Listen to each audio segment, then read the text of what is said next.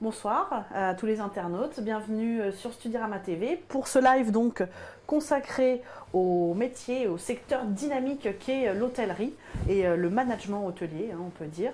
Ce soir nous avons deux invités qui nous viennent directement de Suisse, Monsieur Christian Houstin. Donc bonsoir, vous êtes ambassadeur en fait, vous représentez le groupe Swiss Education Group, qui est un groupe d'écoles spécialisées dans l'hôtellerie. Et Manu Harit, vous êtes étudiant en troisième année dans l'un des établissements dont on va parler. Et vous allez pouvoir nous parler un petit peu de votre expérience et nous dire comment vous avez choisi vos études. Et puis je crois que vous avez déjà eu quelques expériences professionnelles, donc c'est l'occasion de nous en parler. Voilà. Alors, dans un premier temps, tout simplement, je pense qu'on va introduire, si vous pouviez nous présenter vos établissements. Vous en avez plusieurs différents, alors nous donner au moins leur nom, est-ce qu'ils sont différents, est-ce que c'est les mêmes, voilà, si vous pouvez nous citer leurs petites spécificités. D'accord. Alors effectivement c'est un point important parce que il y a le groupe SEG donc, qui s'appelle Swiss Education Group. Beaucoup de gens ne savent pas qu'il s'agit du premier groupe suisse d'écoles hôtelières.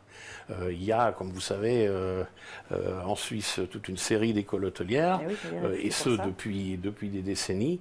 Mais il est vrai que Swiss Education Group, avec au total 5 écoles sur 7 campus, je dirais de rêve, dans les Alpes et au bord des lacs suisses, et 5000 étudiants inscrits tous les ans dans nos écoles, nous sommes de loin le number one des écoles hôtelières en Suisse. Alors voilà.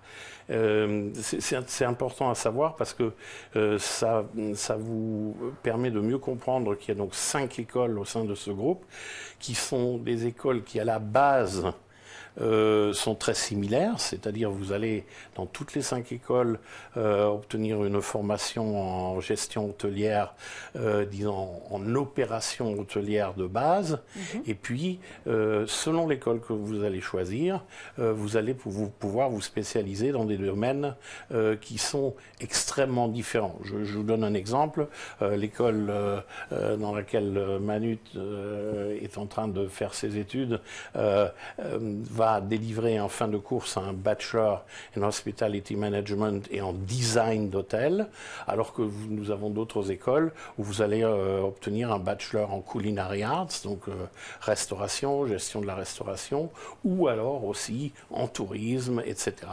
Alors pourquoi c'est comme ça? C'est très simple, c'est que nous sommes d'avis que des jeunes étudiants à l'âge de 17-18 ans doivent avoir la possibilité de pouvoir faire des choix pour leurs projets futurs, parce que moi je n'ai jamais vu, je veux dire, quand je rencontre 20 étudiants en face de moi, 20 fois le même projet. Au contraire, ce sont tous des projets qui sont très différents. Et nous, dans notre concept, nous avons décidé de leur donner dès le départ la possibilité justement de faire ce choix, de les guider dans ce choix, ce qui est un point très important, parce qu'au début, voilà, qui a le choix à l'embarras, c'est évident.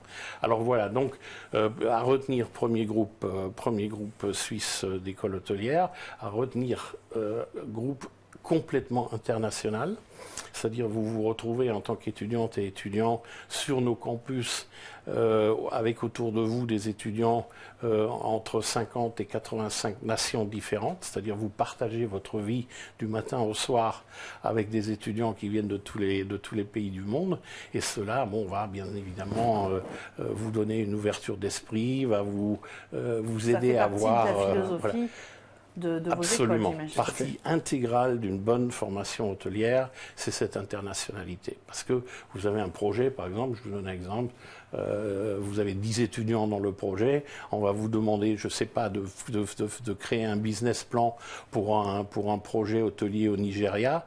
À côté de vous, vous allez avoir un étudiant anglais, une danoise, un allemand, une italienne, vous-même, et puis dès la première heure de ce projet, vous allez vous rendre compte que, je veux dire, la vision de ce genre de projet est complètement différente. Et donc, qu'est-ce que vous allez apprendre? Vous allez apprendre le leadership, vous allez apprendre voilà, à essayer de tirer le projet dans le bon sens, de se démarquer, essayer d'avoir la patience aussi de comprendre ce que vos co-étudiants ont en tête. Et ça, c'est quelque chose d'extraordinaire et qui vous rend opératif au moment où vous sortez de nos écoles.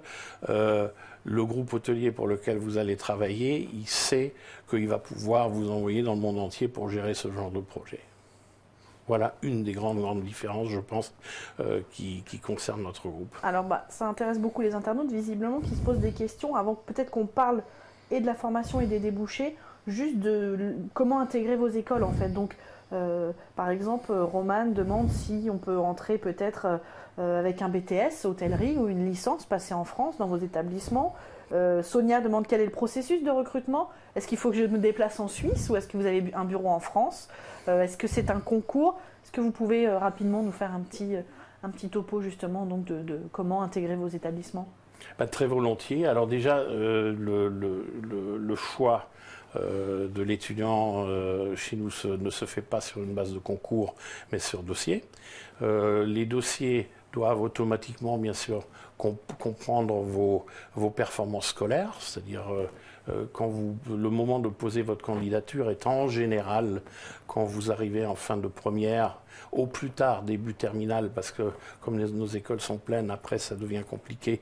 Je veux dire, l'année dernière, deux de nos écoles étaient bouclées au mois de mai, donc les préparatifs doivent commencer un peu plus tôt que d'habitude. Et puis donc là, nous évaluons donc la performance scolaire d'un côté.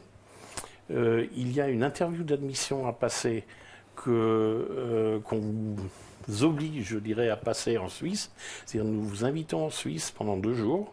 Nous prenons à notre charge l'hôtel pour vous loger et on vous fait visiter plusieurs de nos écoles.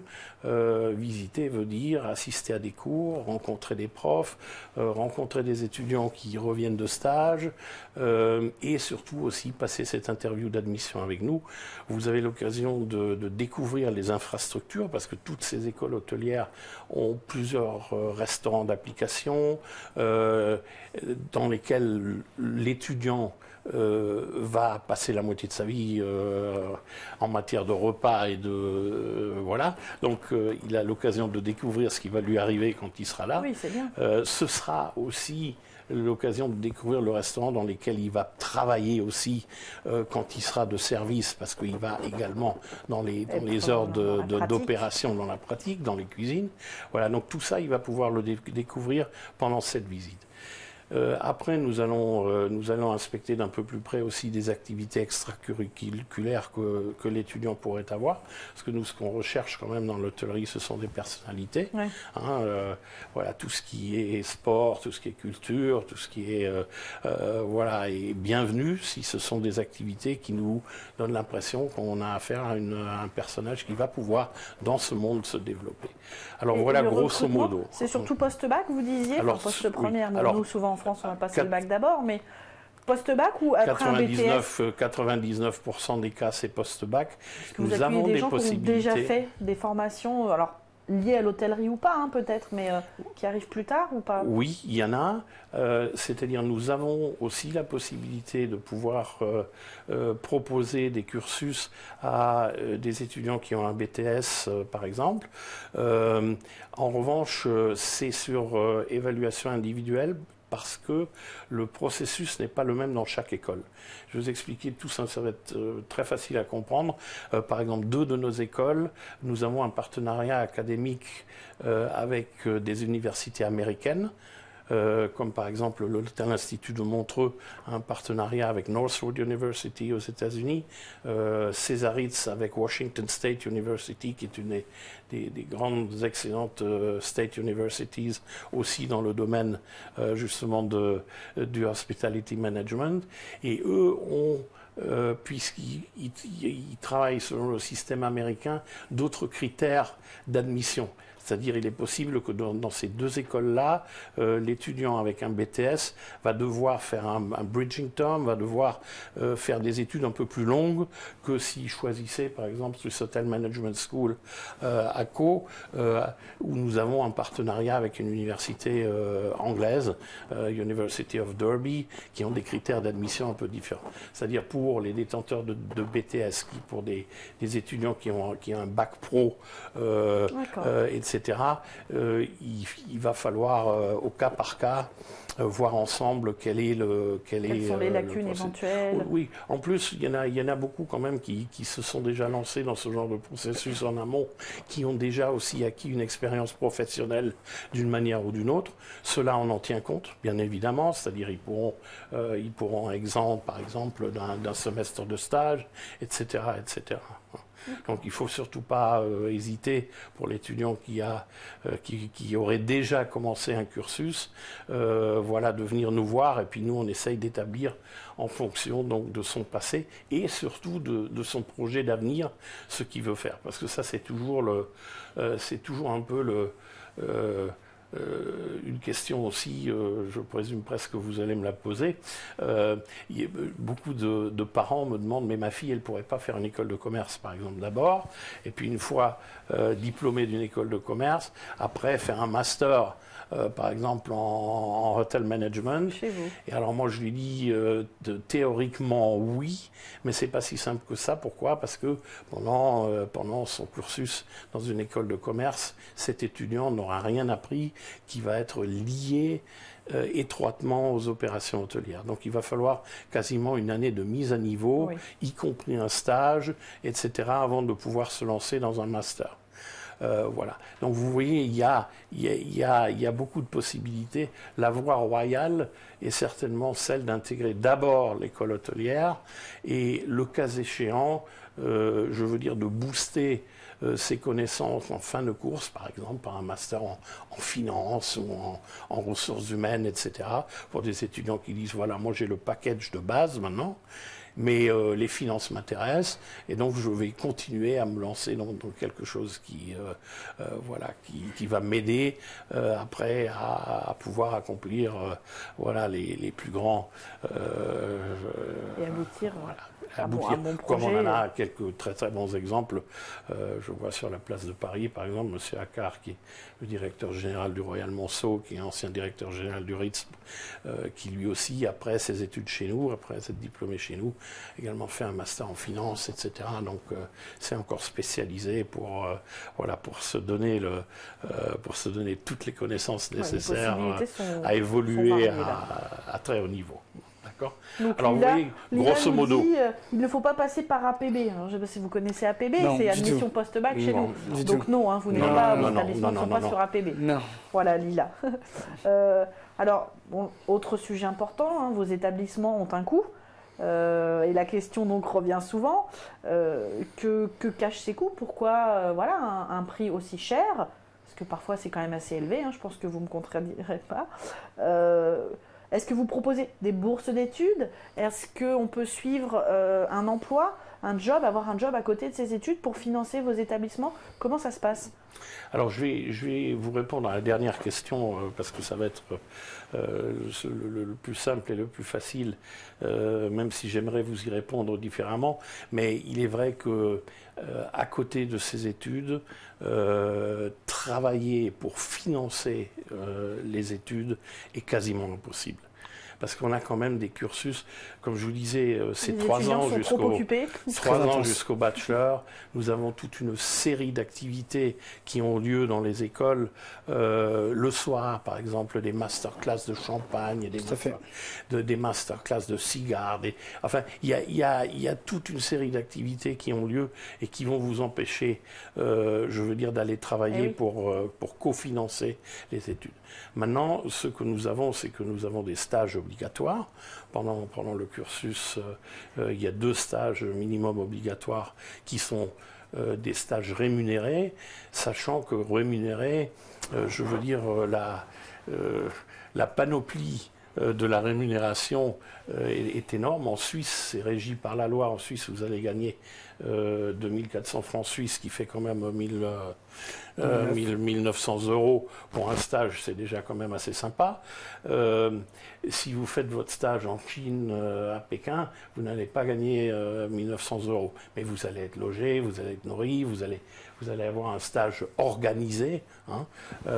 Mais je veux dire, il ne faut pas compter non plus sur les stages comme source de revenus pour cofinancer les études. Et là, je suis hyper clair pour que personne ne se fasse des illusions. Alors pour l'écoute, je vais vous dire, nous avons, les étudiants, les familles qui s'intéressent à nos écoles vont trouver sur Internet ou peuvent demander volontiers de la documentation qui va leur donner, je dirais vraiment dans le moindre détail, l'écoute pour les études, y compris donc, parce que chez nous l'écoute c'est toujours tout compris, pension complète, logé, nourri, blanchi, je dirais, qui est important, bien nourri en plus. On n'a pas l'habitude nous ici. Non du tout. On loge sur campus, donc c'est une des forces aussi de ces écoles, c'est qu'on est aussi logé, nourri, restaurant gastronomique, cafétéria. Oui, on comprend mieux les coûts. Si je veux dîner tous les soirs au restaurant gastronomique, je vais y aller sans aucun souci. Donc voilà, c'est une des raisons aussi la raison pour laquelle aussi on a des coûts qui sont assez importants. Vous êtes toujours dans cet environnement, hôtellerie à haut niveau. Donc voilà, vous avez les coûts dont on parle, sont toujours tout compris, les uniformes, les livres, tout ce qui s'ensuit. Maintenant, comme ce ne sont pas toutes les mêmes écoles avec les mêmes programmes, il y a de légères différences, mais pour la faire simple, 3 ans jusqu'à un bachelor mondialement reconnu, il faut compter 100 000 euros. Logé, nourri, blanchi. Avec ces 100 000 euros, les écoles du groupe SEG se retrouvent à un niveau qui peut être 30% en dessous des quelques écoles comparables qui existent à ce niveau. Alors, c'est vite vu, puisqu'il vous suffit d'aller sur Internet ceux que ça intéresserait viennent volontiers me rendre visite lors de mes conférences sur les salons. Par exemple, j'en tiens une samedi sur le salon Tourisme, Hôtellerie, Restauration d'Ostidirama. Voilà, à la CTU internationale. Il y a un autre salon ce week-end aussi, je suis désolé de le dire, c'est l'étudiant qui fait un salon carrière international. Enfin, pareil, j'ai une conférence à 14h et là je vais montrer un peu la différence de prix entre les écoles ou les quelques écoles qui peuvent être comparables avec les nôtres. Donc voilà grosso modo. Alors pourquoi c'est cher comme ça? Écoutez, moi je dis toujours c'est simple. Moi demain je vais ouvrir une école de commerce. Je fais quoi? Je viens là, je viens louer des locaux, je trouve des professeurs, je fais un programme qui tient à peu près la route et j'ai mon école. Une école hôtelière, il faut quand même des infrastructures assez lourdes au niveau cuisine, au niveau hôtellerie. Nous avons, juste pour l'anecdote, par exemple, dans notre école SHMS à Caux, le dimanche matin, si vous y êtes en tant qu'étudiant, si vous avez envie de commander votre petit déjeuner au room service dans votre chambre, vous pouvez le faire. Parce que les autres étudiants qui sont on duty ce week-end-là sont là pour vous faire ça. Donc il faut toute une organisation derrière qui est quand même très très lourde et qu'il faut qu'elle soit top. C'est-à-dire quand vous voyez par exemple les projets que SEG a fait ces 2 dernières années, le nouvel immeuble à Lucerne, pour le Culinary Institute et pour Césaritz, avec des laboratoires de cuisine, des laboratoires de pâtisserie, c'est exceptionnel, c'est vraiment exceptionnel. Et donc, il y a un coût derrière, voilà. Et ça, c'est ce qu'il faut comprendre. Nous ne proposons pas nous-mêmes de bourse, nous n'avons pas de bourse que nous proposons nous-mêmes. Pourquoi? Parce que, comme je le disais tout à l'heure, nos écoles sont pleines, à savoir vers mi-mai pour la rentrée de septembre-octobre. En général, les jeux se font. En revanche, nous sommes juste en train, et ça va se faire dans les jours et semaines qui viennent, de mettre en place une série de coopérations avec des banques françaises, justement pour aider dans les démarches de prêts d'étudiants. D'accord. D'accord. Parce que la Suisse, elle, ne propose pas de prêts d'étudiants à des étrangers. En France, c'est pas toujours facile parce qu'on a un peu tendance à dire dès que vous quittez la France pour faire vos études, ça devient compliqué. Mais nous, on a, en tant que groupe, on a bien compris qu'il y a un effort à faire et cet effort va être fait encore cette année avec, je dirais, avec validité pour les rentrées de cet automne. Voilà, pour permettre justement...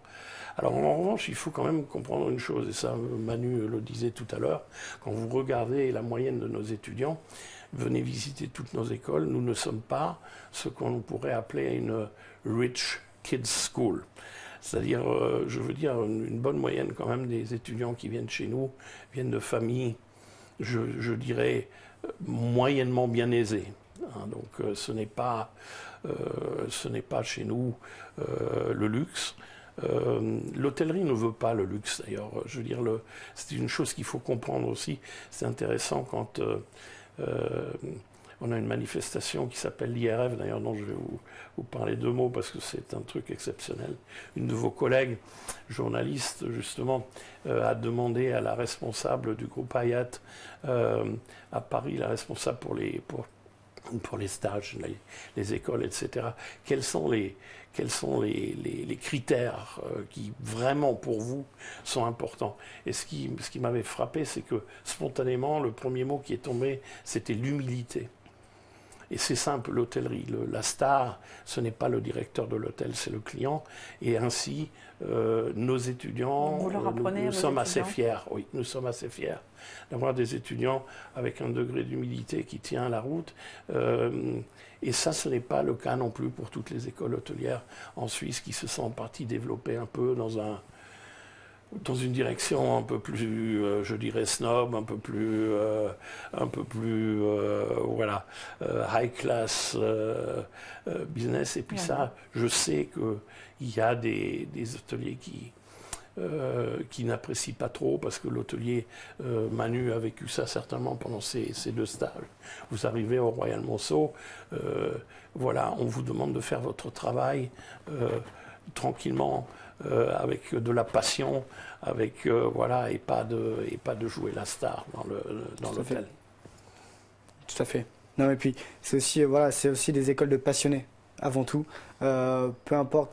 Il y aura toujours un moyen de financer à la fin. Alors certes, c'est un coût qui est énorme, mais après, il faut savoir aussi ce qu'on veut. Il faut des écoles pour tout le monde, c'est sûr, mais ces écoles vont clairement être des boosters de carrière. Alors, il ne faut pas croire qu'on va sortir être directeur général en sortant, ça n'existe pas. Mais par contre, au lieu de galérer 20, 25 ans pour atteindre les postes qu'on voudra, clairement, ça sera des boosters de carrière. Et puis moi, je vois tous mes amis qui sont actuellement diplômés maintenant, ils sont quand même à des postes très intéressants, même fabuleux aux quatre coins du monde. Donc c'est aussi une des forces de cette école, c'est voilà, d'avoir une internationalité qui est assez importante, qui est assez énorme. Moi, enfin, au cas personnel, dans mon école, sur 250 étudiants en tout, donc vraiment très petite en taille, on était 53 nationalités sur 250 étudiants, on était 9 Français. Donc voilà, ce qui fait que dans un groupe, voilà, quand j'ai fait mes travaux de groupe, j'étais avec Allemandes, Sud-Africains, Coréens, Chinois. Alors, c'est pas toujours facile de travailler avec eux, c'est loin d'être facile. Mais le jour où on arrive par exemple en stage, je me rappelle quand je suis arrivé en stage à Londres au Langham, donc le Langham qui est un 5 étoiles sur Londres, j'y suis allé pendant les JO en plus.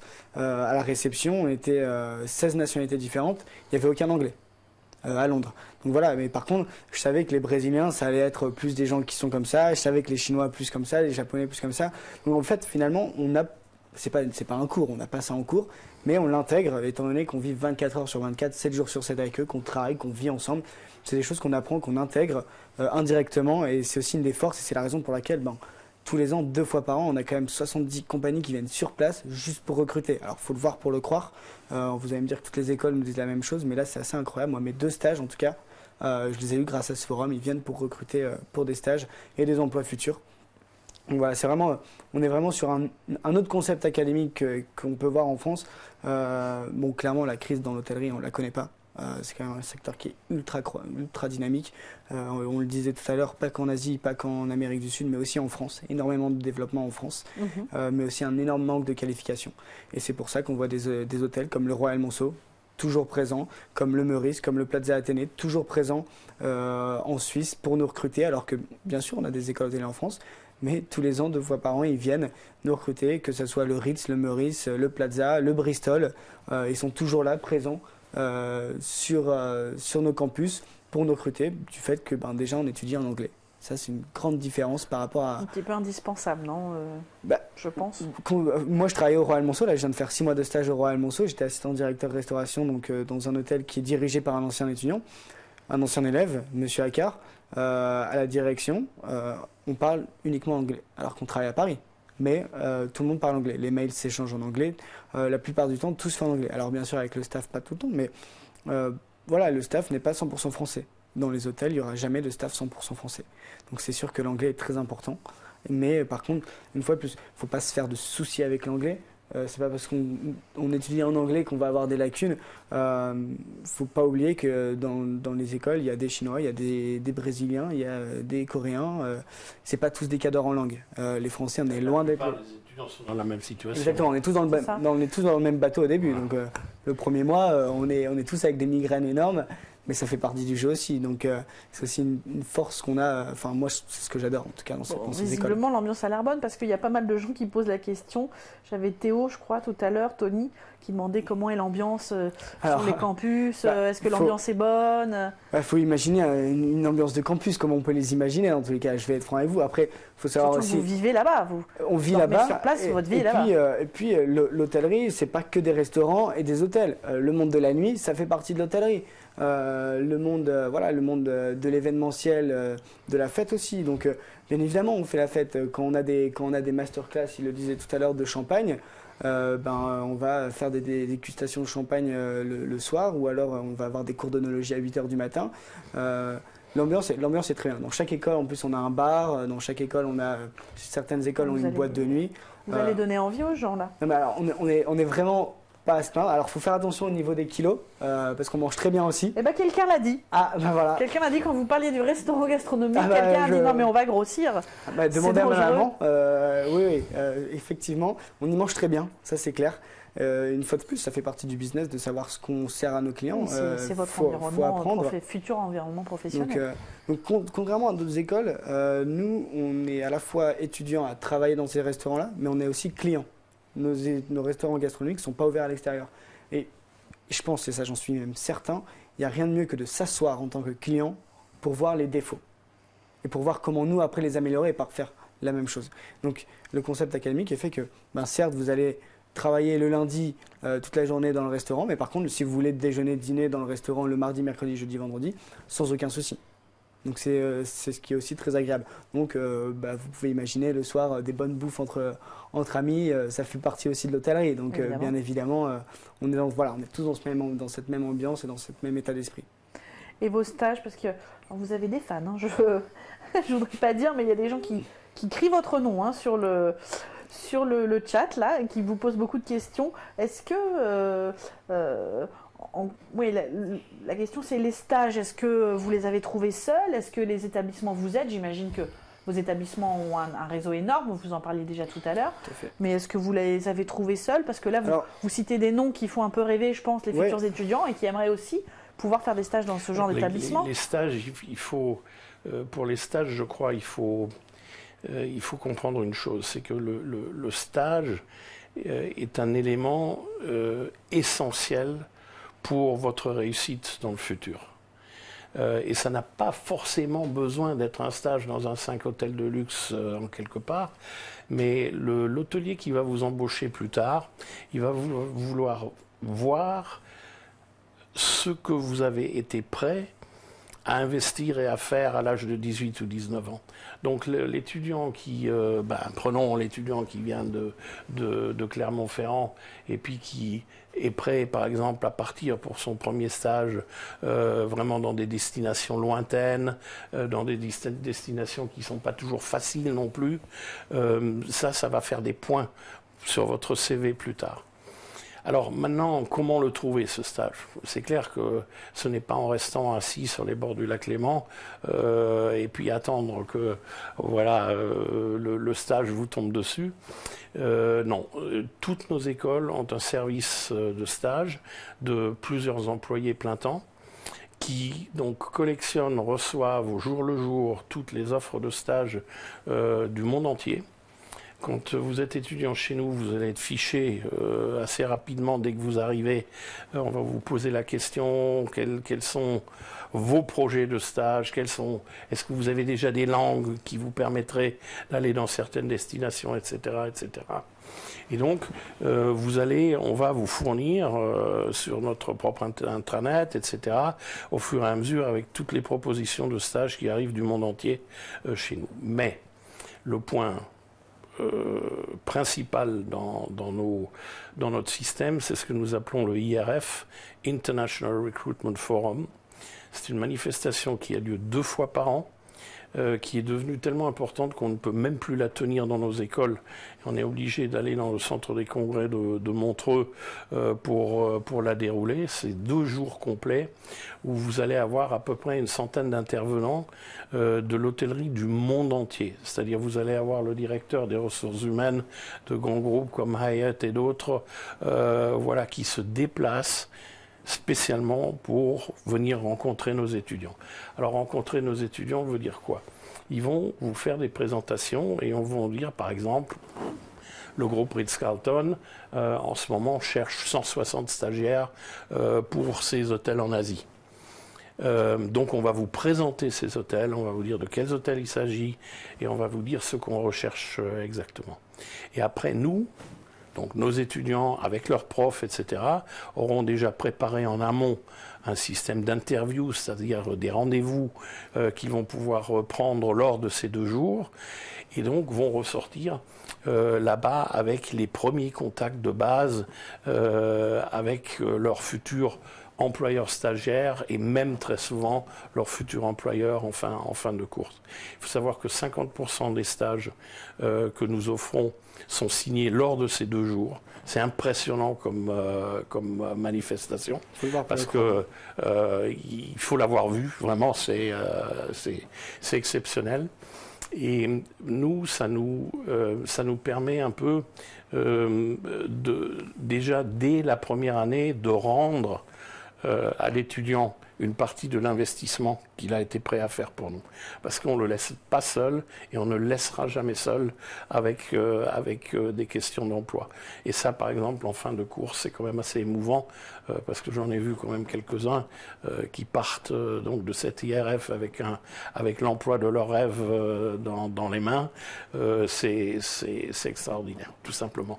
Et là, le groupe SEG est le seul à proposer ça de cette manière aussi structurée. On a investi beaucoup parce que ça demande naturellement un réseau énorme, parce qu'il faut tous ces directeurs d'hôtel, tous ces responsables dans les grands groupes hôteliers, il faut les faire venir, il faut garder le contact permanent, il faut les convaincre que ce que nous faisons dans notre groupe correspond exactement à ce que recherche l'hôtellerie de nos jours, et pour ça nous intégrons même des hôteliers de très haut niveau dans nos écoles, dans le board. Par exemple, on a développé des programmes, vous allez sourire, mais c'est un truc exceptionnel aussi, le master qu'on propose à SHMS en Spa and Resort Management. On est les seuls au monde où vous pouvez faire ça, donc un master dans la gestion de spa. Et donc, non seulement vous avez ça... C'était l'occasion d'une question, justement. Un internaute a posé la Nous question. avons un spa. Ce spa, il existe avec, en plus, une coopération avec Swiss Clinical, avec un centre de remise en forme, de beauté, etc., etc. Donc, les étudiants qui sont dans ce programme gèrent cet endroit, en plus. Donc, ils apprennent pas seulement en théorie à gérer un spa, parce que les spas, ce sont des revenus quand même qui sont devenus hyper importants pour l'hôtellerie de luxe. Je ne sais pas si vous vous souvenez, le Ritz à Paris avait ce merveilleux, quand il était encore ouvert, bon, il rouvrira puisque ils sont en plein dedans, le Ritz Health Club, avec quand même un nombre important de clients de l'extérieur. Donc, ils n'étaient pas forcément des clients de l'hôtel qui venaient fréquenter régulièrement le Ritz Health Club. Et pour un hôtelier, c'est quelque chose, voilà, c'est une source de revenus intéressante. Sauf que l'hôtelier, je veux dire, il n'avait jamais appris à gérer un spa ou un centre de beauté. Alors, comme ça, vous voyez, il y a en permanence, je veux dire, cette interactivité entre l'hôtellerie internationale et ce que va vous être enseigné dans nos écoles. Et là, on est quand même...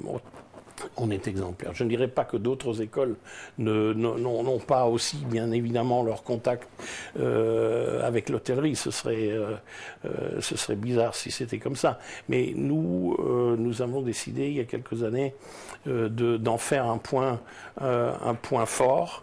En particulier, M. Sanson, qui est responsable donc, des Chief Brand Officer pour nos écoles, de dire voilà, ça c'est un point qui pour nous joue un rôle majeur, parce que ça va permettre justement à nos étudiants d'avoir cette garantie de pouvoir dormir tranquille et voilà, à la fin des études, de dire ben voilà, moi j'ai quelque chose en main où je suis quand même vraiment assez certain que je vais m'y retrouver. Bon là, on l'a compris, du coup on n'a pas directement évoqué la question sur les carrières, mais on l'a bien senti tout au long de cet échange, il y a beaucoup de débouchés, que ce soit au niveau français, hein, vous nous l'avez dit tout à l'heure Manu, qu'au niveau international. Est-ce que vous pouvez nous donner les 4-5 postes qui recrutent aujourd'hui et qui sont très recherchés, pour donner une idée, parce qu'il y a beaucoup d'internautes qui ont posé la question. Est-ce que c'est vrai que le secteur est très dynamique? Est-ce que ça recrute? Bon, oui, on l'a compris, mais c'est quoi aujourd'hui les 5-6 types de postes sur lesquels vos étudiants trouvent les débouchés? Et on va devoir terminer là-dessus parce qu'on a déjà écoulé notre temps. Alors déjà, je ne pense pas qu'il y ait 5-6 types de postes, parce que dans l'hôtellerie, c'est vraiment... il y a, je pense, des milliers d'emplois. C'est assez incroyable. Mais je vais parler d'exemples de mes amis qui viennent d'être diplômés, et il y en a beaucoup dans ce cas-là. Alors en fait, tout dépend de la passion de la personne. Si la personne veut aller en marketing, sans aucun souci, Sales and Marketing Coordinator, sans aucun souci. J'ai une amie qui est Sales and Marketing Coordinator pour Marriott au Burj Khalifa, donc le plus haut Marriott au monde, à Dubaï. Mais après, si la personne est plus restauration, j'ai un ami qui vient de signer au One and Only Mirage à Dubaï en tant qu'assistant F&B, donc il est en charge de 5 points de vente sur le One and Only Mirage Dubaï. Un autre ami qui était passionné de food and beverage, désolé, restauration, qui maintenant s'occupe des ouvertures de Kempinski, parce que Kempinski a prévu d'ouvrir des hôtels partout dans le monde. Donc là, il est à Djibouti en charge de l'ouverture du bar du Kempinski Palace Djibouti. Il faut savoir qu'il y a des développements énormes, mais pas que dans le monde. En France, énormément de développement, des réouvertures, parce que bien évidemment, tous les hôtels sont en train de fermer actuellement pour réouvrir plus tard, pour voilà, vraiment être à la mode, être tendance. Donc en termes de postes précis, il y en aura, je ne pourrais pas dire exactement le nom, mais par contre, junior manager sans aucun souci, être en charge d'un point de vente d'un hôtel sans aucun souci aussi. Voilà, on ne sera pas directeur général en sortant, ça c'est clair, mais bien évidemment, vous pouvez compter sur un poste de junior manager sans aucun souci. Et sur une progression intéressante. Les étudiants découvrent. Ils arrivent très souvent chez nous, première année, avec une vision. Moi, je suis passionné de restauration, j'adore la cuisine, j'adore ci, j'adore ça. Puis tout à coup, ils se lancent là-dedans, ils font leur premier stage, ils reviennent, et puis ils découvrent d'autres matières tout à coup. Et tout à coup, je retrouve des étudiants qui étaient passionnés de food and beverage, puis tout à coup se disent, mais enfin bon, revenue management, finance, c'est quand même passionnant d'essayer de prévoir le remplissage d'un hôtel à moyen et à court terme, de faire le marketing pour, etc. Donc finalement, vraiment des carrières aux multiples facettes. Voilà. Au final, mais finalement, c'est vous qui le définissez. Moi je veux dire, le projet, en fin de compte, c'est l'étudiant qui qui après, en fin de course, doit l'avoir en tête. Bien sûr. Donc, et vous n'échappez jamais pour un certain moment aux activités de base, à ce que nous appelons les hotel operations. Même une directrice des ressources humaines dans un hôtel de luxe, je vois mal une dame recrutée en tant que directrice des ressources humaines, des gens, si elle n'a jamais mis les pieds dans une cuisine avant dans sa vie, parce qu'il faut quand même savoir de quoi on parle. Voilà, donc il y a, et puis bon, il y a le côté, comme je vous disais, l'humilité aussi, ce côté-là, important. Et puis la passion. La passion est, je crois, le moteur de tout dans ce métier. Et c'est aussi ce qui nous anime d'ailleurs, parce que bon, moi-même j'ai un passé marketing, mais j'ai un passé marketing qui a été axé depuis entre-temps 2 ou 3 décennies sur le côté hôtellerie, tourisme. J'ai travaillé pendant 12 ans pour le gouvernement de Monaco pour la stratégie marketing en Allemagne. J'ai travaillé pour le groupement des Palaces de la Côte d'Azur, etc. Et on revient toujours vers ce côté passion parce que ça vous lâche plus. Voilà. Bah merci en tout cas pour vos interventions. Il y avait d'autres questions, malheureusement qu'on n'aura pas le temps de prendre, mais je vous invite de toute façon à découvrir ces écoles et ce groupe sur Studirama.com. Merci de nous avoir suivis et à bientôt pour un prochain live sur Studirama TV.